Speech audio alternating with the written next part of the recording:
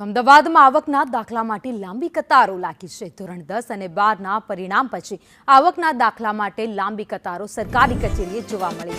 સાઈબાગ બહુમાળી ભવનમાં અરજદારોએ લાંબી કતારો લગાવી હતી। ગરમીમાં વ્યવસ્થાનો અભાવ રહેતા શહેરીજનો હવે હાલાકી ભોગવી રહ્યા છે। લાઇનમાં ઉભેલા શહેરીજનોએ તંત્ર સામે આક્રોશ વ્યક્ત કર્યો। સવારથી જ લાઇનમાં ઊભા રહીએ છીએ તેવું વિદ્યાર્થીઓનું કહેવું છે, તો ધક્કા ખાઈએ પણ કામ થતા નથી।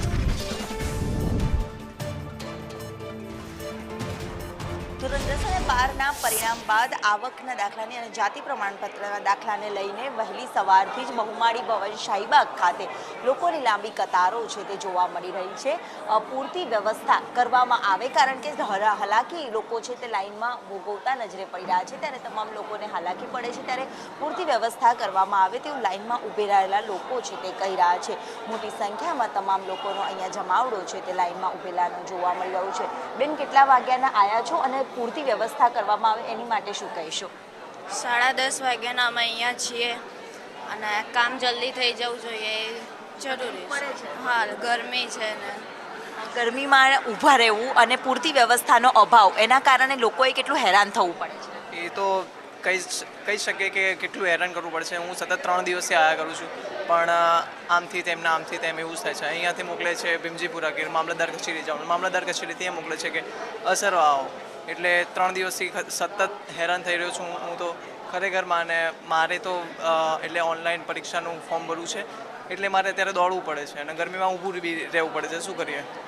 એટલે હાલાકી છે તે લોકો ભોગવી રહ્યા છે। તમે કેટલા વાગ્યાના આવ્યા છો? કેટલી હાલાકી અહીંયા વ્યવસ્થાના અભાવના લીધે પડી રહી છે? અમે સવારના 8 વાગ્યાના અહીંયા આવ્યા છીએ અને આ ઓફિસમાં વર્ષોથી આ જ હાલત છે। ઉચ્ચ અધિકારીને ઉપર સંપર્ક કરીએ કે આ કામગીરી જલ્દી થાય એના માટે પગલાં લે, તો એક જ જવાબ હોય છે કે અમે ઉપર રજૂઆત કરી છે, ઉપરથી અમને કોઈ સપોર્ટ મળતો નથી। ગયા વર્ષે પણ અહીંયા આ જ હાલત હતી, લોકોને ખૂબ જ હાલાકી છે, કોઈ વ્યવસ્થાના નામે મીંડું છે।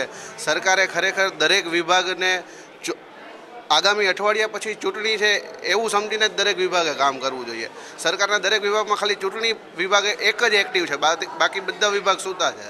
ખૂબ જ હાલાકી છે। કેટલી હાલાકી પડે છે? કેટલા વાગ્યાના તમામ લોકો લાઇનમાં ઊભા છો? કેટલા વાગ્યાના ઊભા છો? 2 કલાકથી ઊભા છીએ। પૂરતી વ્યવસ્થાનો અભાવ લાગે છે? હા, લાગે જ છે। કેટલી કામ બગાડીને આવવું પડે છે? કામ ચાલુ કામે આવીએ છીએ અમે। અને કેટલા ધક્કા ખાધા? ધક્કા ખાઈ બીજો ત્રીજો ધક્કો યાર। એટલે 2-3 ધક્કા પણ લોકોએ ખાવા પડે છે। જેટલી મોટી વહેલી સવારથી લોકો લાઇનમાં છે તે ઊભા રહેલા જોવા મળી રહ્યા છે। કેટલાક લોકોનો આક્ષેપ પણ એવું છે કે દર વર્ષે આ જ પ્રકારની હાલાકીનો સામનો અહીંના તમામ જે ફોર્મ લેવા માટે આવતા હોય છે તે લોકોએ કરવો પડતો હોય છે, ત્યારે મોટી સંખ્યામાં આ ફોર્મ લેવા માટે, આ આવકના પ્રમાણપત્ર માટેના લોકોએ લાંબી લાઈનો વહેલી સવારથી લગાવવી પડે છે અને ધક્કા પણ ખાવાનો વારો આવે છે, ત્યારે તંત્રને આ વ્યવસ્થા પૂરતી કરવા માટેની માંગ છે તે લાઇનમાં હાલાકી ભોગવી રહેલા લોકો કહી રહ્યા છે। કેમેરામેન પુખરાજ શર્મા સાથે દિવ્યા ચૌહાણ, સંદેશ ન્યૂઝ, અમદાવાદ।